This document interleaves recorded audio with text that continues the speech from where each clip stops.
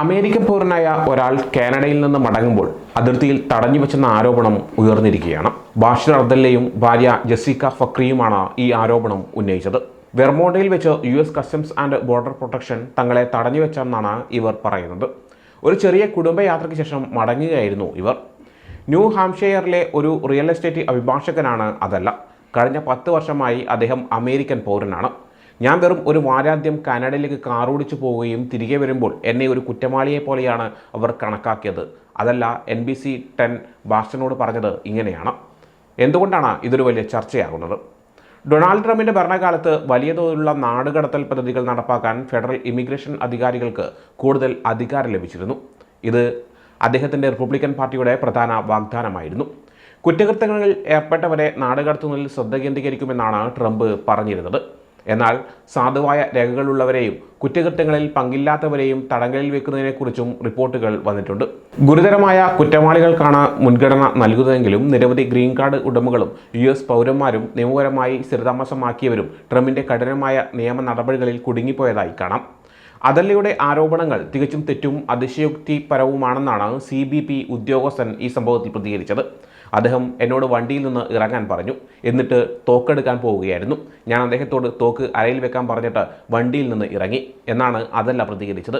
അവരെന്നെ വിലങ്ങി വെച്ചു, എൻ്റെ കൈകൾ തിരിച്ചു, എന്നെ അകത്തേക്ക് കടത്തിക്കൊണ്ടു പോകുമ്പോൾ ഭാര്യ കാറിലിരിക്കുകയായിരുന്നുവെന്നും അതല്ല കൂട്ടിച്ചേർത്തു. ഫക്രി പറയുന്നത് ഈ സംഭവം എനിക്കൊരു വലിയ ഷോക്കായി എന്നാണ്.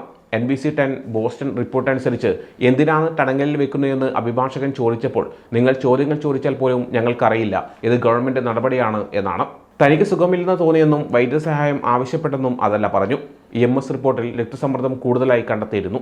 തുടർന്ന് ചികിത്സ ആവശ്യമാണെന്നും ഡോക്ടർമാർ പറഞ്ഞിരുന്നു. എന്നാൽ US ബോർഡർ പെട്രോൾ ഏജന്റുമാർ തുടർ നടപടികൾ വിശദീകരിച്ചതിന് ശേഷം അദ്ദേഹം ചികിത്സ നിരസിക്കുകയായിരുന്നു. അവർ എന്നെ ആശുപത്രിയിലേക്ക് കൊണ്ടുപോകും, ഒരു ഉദ്യോഗസ്ഥൻ കാവൽ നൽകും, പിന്നീട് എന്നെ തിരികെ കൊണ്ടുവന്ന് ആദ്യം മുതലേ കാര്യങ്ങൾ തുടങ്ങും. അതുകൊണ്ടാണ് ചികിത്സ നിഷേധിച്ചതെന്ന് അതല്ല പറയുന്നു. CBP ഏജന്റുമാർ ഫോണിലെ ഇമെയിൽ പരിശോധിക്കാൻ ആവശ്യപ്പെട്ടെന്നും എന്നാൽ അറ്റോർണി ക്ലയന്റ് ഉടമാവകാശം ചൂണ്ടിക്കാട്ടി താനത് നിരസിച്ചെന്നും അതല്ല പറയുന്നുണ്ട്. അവസാനം എൻ്റെ ഇമെയിൽ പരിശോധിക്കാൻ സമ്മതം നൽകേണ്ടി വന്നു. എൻ്റെ സ്വകാര്യ വിവരങ്ങൾ അവർ പരിശോധിച്ചു. സമ്മതം നൽകി എന്ന് എഴുതി ഒപ്പിട്ട് കൊടുക്കേണ്ടി വന്നെന്നും അതല്ല കൂട്ടിച്ചേർത്തു. നിരവധി തവണ ആവശ്യപ്പെട്ടതിന് ശേഷമാണ് CBP ഇമിഗ്രേഷൻ അറ്റോർണിയ തൻ്റെ സഹോദരിയെ ബന്ധപ്പെട്ടത്. ഏകദേശം 5 മണിക്കൂറിന് ശേഷം അദ്ദേഹത്തെയും ഭാര്യയെയും വിട്ടയക്കുകയായിരുന്നു. ഇപ്പോൾ അവർ നിയമ നടപടി സ്വീകരിക്കാൻ ഒരുങ്ങുകയാണ്. സ്ഥിരമായി താമസിക്കുന്നവരെയും അമേരിക്കൻ പൗരന്മാരെയും നിയമം നടപ്പാക്കുന്നതിനിടയിൽ പിടികൂടിയതായി റിപ്പോർട്ടുകൾ വന്നിട്ടുണ്ട്. മാർച്ച് 8-ന് പലസ്തീൻ വിദ്യാർത്ഥി ആക്ടിവിസ്റ്റും ഗ്രീൻ കാർഡ് ഉടമയുമായ മുഹമ്മദ് ഖലീലിനെ ഭാര്യയുടെ മുന്നിൽ വെച്ചാണ് അറസ്റ്റ് ചെയ്തത്. ഭാര്യ ഗർഭിണിയായിരുന്നു. അവർ ഒരു US പൗരയുമാണ്. കൊളംബിയ യൂണിവേഴ്സിറ്റിയുടെ ഉടമസ്ഥതയിലുള്ള കെട്ടിടത്തിൽ നിന്നാണ് അദ്ദേഹത്തെ അറസ്റ്റ് ചെയ്തത്. ജെൻസി മച്ചാഡോ എന്ന ട്രംപിനെ പിന്തുണയ്ക്കുന്ന ഒരു US പൗരനെയും വടക്കൻ വെർജീനിയയിൽ വെച്ച് ICE തടങ്കലിൽ വെച്ചിരുന്നു. യാത്രക്കാരൻ്റെ ആരോപണങ്ങൾ തെറ്റാണ്. CBP ഉദ്യോഗസ്ഥർ നിയമപരമായാണ് പ്രവർത്തിച്ചത്. പോർട്ട് ഓഫ് എൻട്രിയിൽ എത്തിച്ചപ്പോൾ യാത്രക്കാരനെ സാധാരണ പരിശോധനകൾക്കായി മാറ്റി നിർത്തി. ഇതെല്ലാ ദിവസവും നടക്കുന്ന ഒരു സാധാരണ പ്രക്രിയയാണ്. ഇലക്ട്രോണിക് ഉപകരണങ്ങൾ പരിശോധിക്കുമ്പോൾ അറ്റോർണി ക്ലയന്റ് ഉടമാവകാശം മാനിക്കാൻ ഉദ്യോഗസ്ഥർ ശ്രമിച്ചു. യാത്രക്കാരൻ തന്റെ ഇലക്ട്രോണിക് ഉപകരണം പരിശോധിക്കാൻ സമ്മതിക്കുകയായിരുന്നു എന്നാണ് CBP assistant commissioner Hilton Beckham ഈ വിഷയത്തിൽ പ്രതികരിച്ചത്.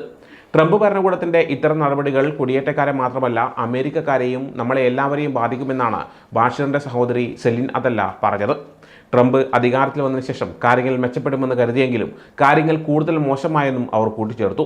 അതല്ല കുറച്ച് ദിവസത്തിനുള്ളിൽ ലെബനനിൽ നിന്ന് പോകാൻ ഇരിക്കുകയാണ്. തിരികെ വരുമ്പോൾ എന്താണ് സംഭവിക്കുക എന്നതിനെക്കുറിച്ച് അദ്ദേഹത്തിന് ഉറപ്പില്ല. ചുരുക്കത്തിൽ പറയാനാണെങ്കിൽ ഒരു അമേരിക്കൻ പൗരൻ കാനഡയിൽ പോയി തിരികെ വരുമ്പോൾ അതിർത്തിയിൽ വെച്ച് തടഞ്ഞു വെച്ചെന്നും മോശമായി പെരുമാറിയെന്നുമാണ് ആരോപണം. ഇത് US customs and border protection ഉദ്യോഗസ്ഥരാണ് ചെയ്തതെന്നാണ് പരാതി. ട്രംപിന്റെ ഭരണത്തിന്റെ ഭാഗമായി കുടിയേറ്റ നിയമങ്ങൾ കൂടുതൽ കർശനമാക്കിയതിന്റെ ഫലമായി നിരവധി ആളുകൾക്ക് ബുദ്ധിമുട്ടുകൾ ഉണ്ടായിട്ടുണ്ട്.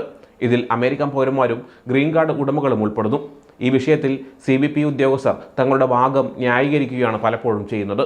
എന്നാൽ അതല്ലയും കുടുംബവും നിയമ നടപടികളുമായി മുന്നോട്ട് പോകാൻ തീരുമാനിച്ചിരിക്കുകയാണ്.